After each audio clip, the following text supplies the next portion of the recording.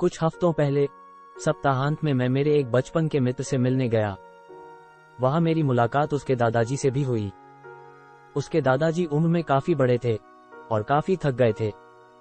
उनको बात करने में भी परेशानी हो रही थी। उन्होंने हमसे कुछ देर बात की और फिर आराम करने चले गए। वो सरकारी दफ्तर में काम करते थे। उनके काम में काफी सफर करने की जरूरत पड़ती थी। उन्हें खेद था कि इसकी वजह से वो अपने परिवार को ज्यादा वक्त नहीं दे पाए। कुछ दिनों पहले मैं मेरे चाचा के दादाजी से मिलने गया, जिनकी तबीयत अक्सर खराब रहती थी। मैं जब गया तब वह काफी गंभीर स्थिति में थे। उन्होंने मुझसे कहा कि वो जब अपनी जिंदगी में पीछे मुड़ के देखते हैं तो उन्हें इस बात का खेद है कि उनका सारा वक्त अपने परिवार के साथ गया और उन्हें अपने शौक पूरे करने का समय ही नहीं मिला। मैं तो उनसे मिलके वापस घर आ गया, लेकिन ये दोनों घटनाएं मेरे आंखों के सामने थी, जिस पर मेरे विचार शुरू हो गए। जिंदगी है ही ऐसी कि इसे हम चाहे कैसे भी जिए, पीछे मुड़ के देखेंगे तो किसी न किसी बात पर पछतावा जरूर होता है। ऐसा शायद ही कोई होगा जो पूर्ण रूप से अपने जिंदगी से संतुष्ट होगा।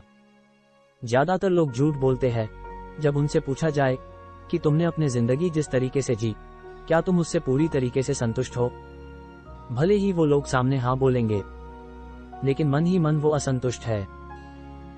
जिंदगी में सब हासिल नहीं हो सकता, सारी लड़ाइयां नहीं जीती जा सकती। कुछ न कुछ तो हारना ही पड़ेगा। कुछ पकड़ने जाओगे तो कुछ पीछे छोड़ना पड़ेगा। फिर जाहिर तौर से मन में प्रश्न उठता है कि जिंदगी जीने का क्या कोई ऐसा भी तरीका है जिसमें कोई खेद न हो। वो ऐसा कौन सा तरीका है जिससे हम बूढ़े होकर तृप्ति पाए और पूर्ण रूप से अपनी अतीत जिंदगी से संतुष्ट हो। क्या ऐसा कोई तरीका है भी कि नहीं? सवाल बड़ा पेचीदा है, लेकिन जब भी मेरे मन में कोई सवाल उठता है तब उसका जवाब ढूंढे बगैर मुझे चैन नहीं मिलता। मैंने कई दिन इस सवाल का जवाब ढूंढने की कोशिश की। अक्सर जब कोई कठिन प्रश्न चिन्ह उठता है तब हम सोचते हैं कि इसका जवाब बड़ा पेचीदा होगा, लेकिन अक्सर पेचीले सवाल का जवाब सरल होता है और अक्सर हमारे आंखों के सामने ही होता है, लेकिन हम उसे देखने से मना कर देते हैं। एक दिन मैं किसी काम से दफ्तर में गया था। वहां एक मेज था जिस पर कुछ दफ्तर उपयोगी सामान पड़ा था। उसमें एक कोने में स्पंज भी पड़ा था।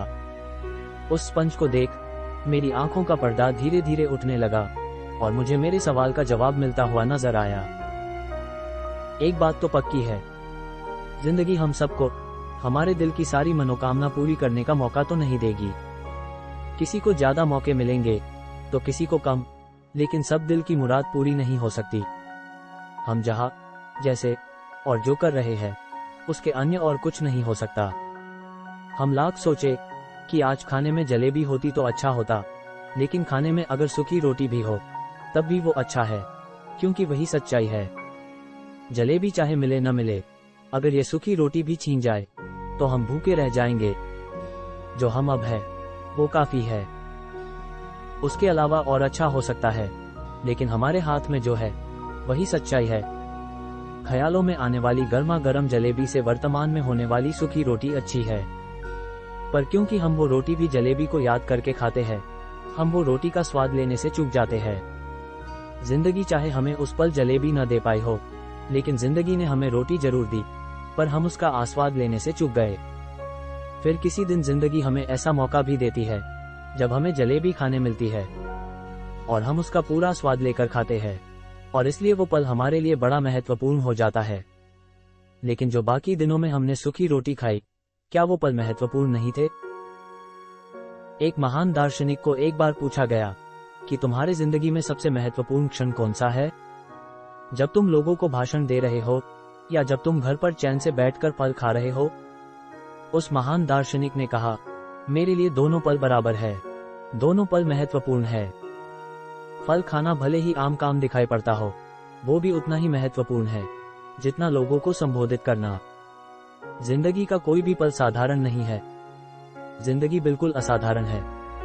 अगर सोचा जाए तो सवाल ये नहीं है कि हम जिंदगी में वो सब कर पाए कि नहीं जो हमें करना था।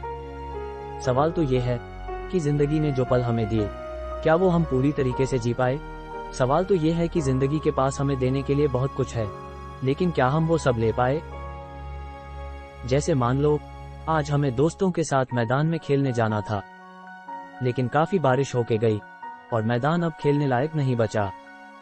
फिर मैदान के बदले हम किसी बगीचे में आ गए। तो समझ लेना कि जिंदगी के पास आज हमें देने के लिए बगीचा है। अब इस बगीचे में अनुभव करने से कुछ छूट न जाए। तरह तरह के फूल खिले हैं चारों और उन फूलों की खुशबू फैली है। पंछी उस बगीचे में गीत गा रहे हैं, छोटे बच्चे खेल रहे हैं। ये सारे पल अनुभव करने से छूट न जाए। जैसे किसी दिन सुबह बहुत जल्दी उठना पड़े, तो समझ लेना कि आज जिंदगी के पास हमें देने के लिए सूर्योदय देखना है। कैसे आकाश में एक रोशनी आने लगती है, फिर आकाश कैसे लाल होने लगता है, सूरज धीरे धीरे कैसे आकाश में आता है। ये सारे अनुभव छूट न जाए। मेरा आज भी ये मानना है कि जिंदगी में अगर सबसे बेहतरीन तोहफा कोई भी किसी को दे सके, तो वो है उसका अविभाज्य ध्यान। जिंदगी में अविभाज्य ध्यान देके अगर हम सारे अनुभवों को ले पाए जो जिंदगी के पास हमें देने के लिए है, तो यही हो सकता है जिंदगी जीने का सही तरीका। जिस प्रकार एक स्पंज जैसे पानी को पूर्ण तरीके से अवशोषित करता है, उस स्पंज को इस बात से मतलब नहीं कि पानी साफ है या मैला, वो तो बस अवशोषित करने का काम करेगा तब तक जब तक वो स्पंज पूरी तरह से पानी से भर नहीं जाता। बस उसी प्रकार हमें भी जिंदगी के पास हमें देने के लिए जितने भी अनुभव हो, उन्हें पूर्ण रूप से अवशोषित करना चाहिए। चाहे वो अनुभव कैसे भी हो, कोई भी अनुभव लेने से छूट न जाए तब तक जब तक हम जिंदगी से परिपक्व नहीं हो जाते, जब तक हम जिंदगी से भर नहीं जाते। अगर ऐसी जिंदगी हम जी पाए तो पछतावा होने की कोई संभावना नहीं। जब भी हम अतीत में जाके देखेंगे, तब हमें जिंदगी से भरपूर पल मिलेंगे। फिर पछतावा किस बात का।